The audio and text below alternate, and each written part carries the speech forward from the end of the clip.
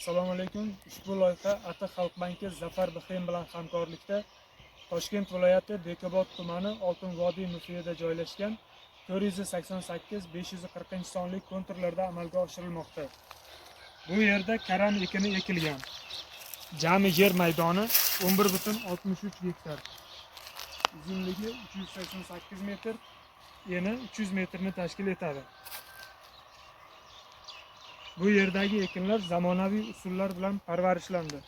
Hozirda ekinlar pishib yetilgan, hosilni yig'ish jarayoni davom etmoqda.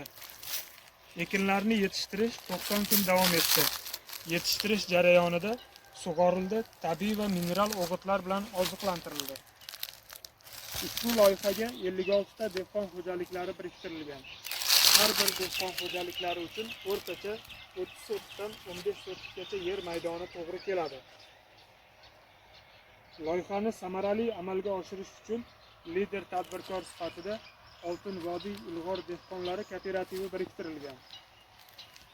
Ushbu loyiha bo'yicha har bir gektardan 35 tonna, jami 407 tonna hosil olish rejalashtirilgan edi. Mazkur ekin yig'ishtirib olingandan so'ng ikkinchi ekinga ham yuqori daromadli ekin turi ekish orqali yer egalarining daromadlari yanada oshirib boriladi.